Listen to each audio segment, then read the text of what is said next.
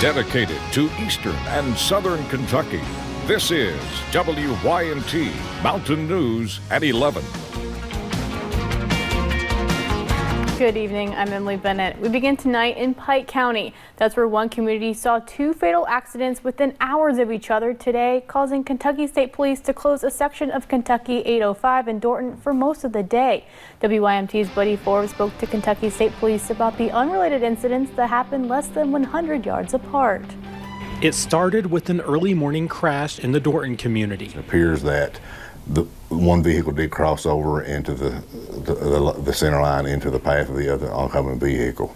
A crash that killed one driver and sent another to the hospital, closing part of the road on Kentucky 805 as troopers with the Kentucky State Police investigated. It takes several hours to do a reconstruction to try to get all the evidence and all the marks on the highway marked. While all of that was going on, over in Elkhorn City, another driver took off from police, leading them on a 16-mile chase straight toward the reconstruction site. It was approaching all the first responders at the scene, firemen, police, ambulance, everybody was there at the scene were in danger. So officers reacted, firing shots at the vehicle to stop it from hitting rescue crews. The vehicle stopped, started to back up, and some more shots were fired.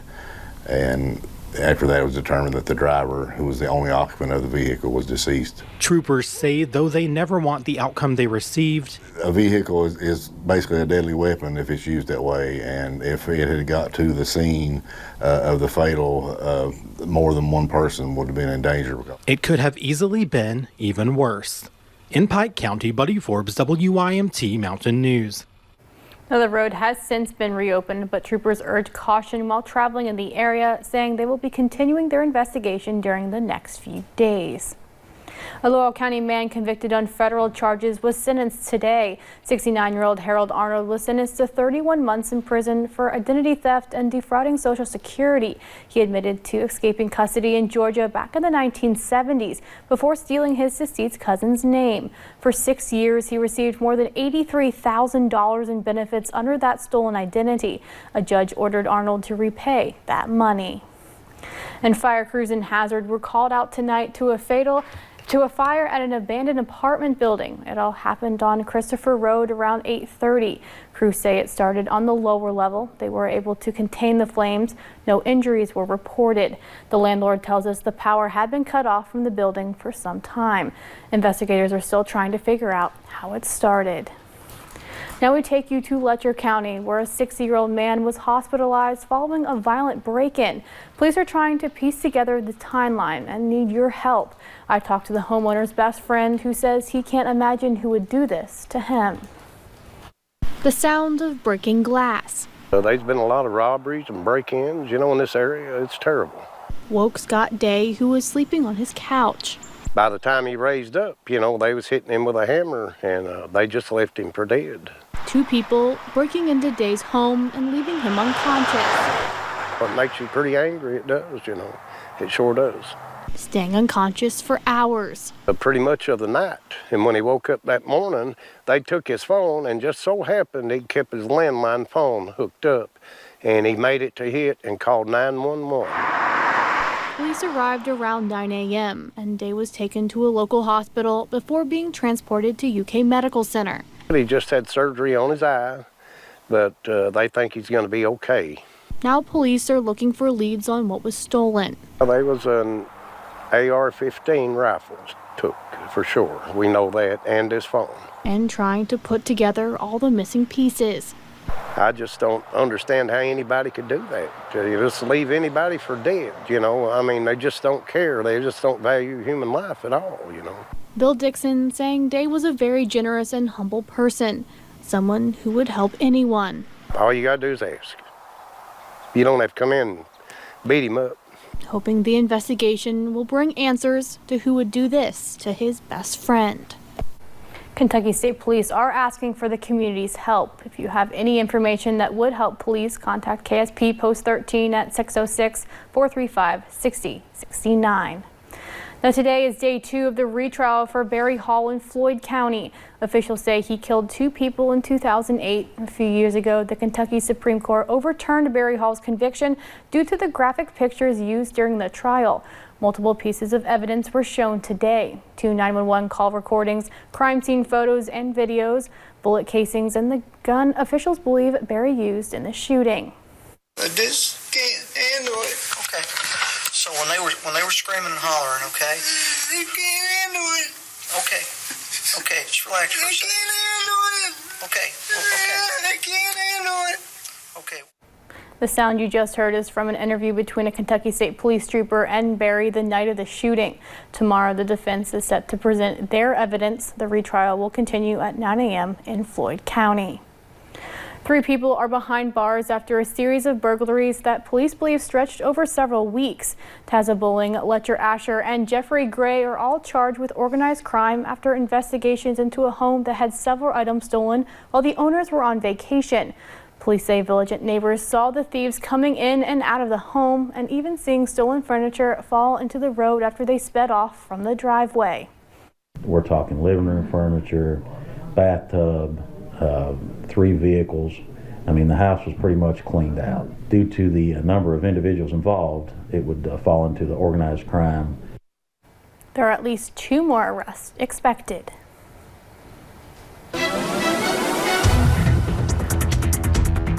Well, we've seen those cloudy skies throughout the day, and that's going to continue tonight and even as we head into tomorrow. Interstate 64 in Moorhead, they've been dealing with the gloomy skies throughout the day. Some of us got a little bit of sunshine. They, however, did not see that sunshine today. It was mostly the Cumberland Valley, and you could see that here on satellite and radar, but now that cloud cover starting to build back up, especially for all of us here in eastern Kentucky. Temperatures on the chilly side tonight, low to mid 30s, a little bit warmer down into the Cumberland Valley, closer to those upper 30s. If you're looking out into Bell County, a little bit into Harlan and Williamsburg as well. Now for tonight, most of us drop near about those lower 30s with mostly cloudy skies. And yes, we're going to continue to see those clouds as we head into the next few days. We'll also start to bring back a few more rain chances tomorrow, and especially by the time we get into the end of the work weekend. It feels like we've seen these clouds for quite a while as more sunshine on the way. I'll have those details coming up in just a little bit. Thanks, Paige. In Cumberland, a rat infestation has the community of Pride Terrace on the lookout. Officials were able to pinpoint a particular problem area and provide some relief. Initially, a text about the problem was sent to Paul Brown, District 3 Magistrate. The next steps, notifying solid waste coordinators. They soon provided these bins to help neighbors do a mass purge, but still fending for themselves. Yeah, we got to set these traps every night, and we catching rats about, a foot long out here. Health environmentalist Justin Curry offers this advice for others in a similar situation. Remove the food source and standing water, mainly from food and cat food, as it acts as a repellent to rat poison. Sex education could soon start as early as kindergarten in Kentucky. State Representative Lisa Wilner proposed the bill. She says teaching children what healthy relationships look like could help kids know when something is wrong. Some parents fear early sex ed would do more harm than good.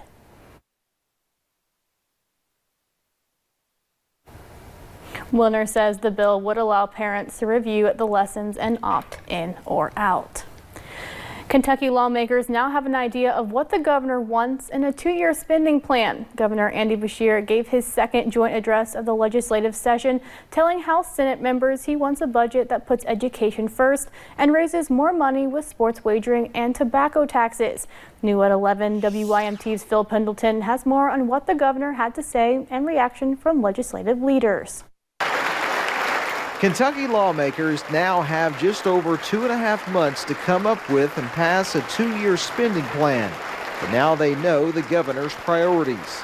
Public education is not only the key to breaking cycles of poverty for our families, it is the key to leaping forward as a state. Beshear says his budget puts education first, proposing a $2,000 pay raise for teachers, a 1% increase in the SEEK funding formula, and help for schools wanting facilities upgrades.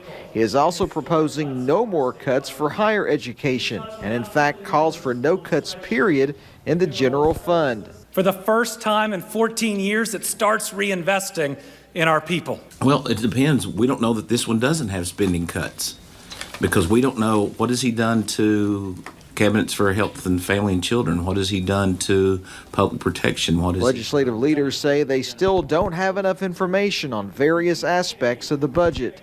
Just as an example, he laid out the concept of hiring new social workers, which are vitally needed. We know that that's a very urgent need within the cabinet, but is that a transfer of money from one side of the cabinet to the other side of the cabinet? Governor Beshear also proposes several ways to raise more money. Sports betting, a small cigarette tax hike, a new tax on vaping. We know that smoking is an ever declining base, but the more you tax it, the quicker the base will decline. Kentucky lawmakers have their work cut out for them. The Speaker of the House says that they want to make sure they get right to work on this budget. Will start tomorrow, hoping to have something passed in that chamber by the end of February. The Senate president says they want to make sure that they keep their veto power and have something passed before the 59th or 60th day of the legislature. At the state capitol in Frankfort, Phil Pendleton, now back to you. Governor Beshear did not propose casino gambling as a way to raise more money, like his father did, but called on lawmakers to eventually pass it as other Republican-led states have. It's pushing 4 years since construction began on the Mountain Parkway. During his first State of the Commonwealth, Governor Beshear mentioned wanting to speed up the Mountain Parkway project. The message from the governor sent waves across Salyersville, bringing plenty of optimism. It's going to make it a thoroughfare from Lexington or the western part of the state into eastern Kentucky. It's going to be the main entrance for industry, business, people to come into eastern Kentucky and get started. And it's just going to, you need transportation, you need good road systems, and this is what we need for eastern Kentucky to thrive.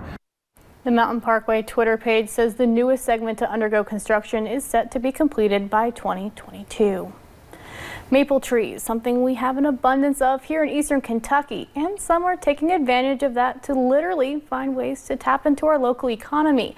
A group you may not have heard of, the Kentucky Maple Syrup Association, has done a lot to put maple syrup on the map. This Saturday will be the first ever Maple Syrup Day, and local producers say there's a lot of potential for the industry to grow.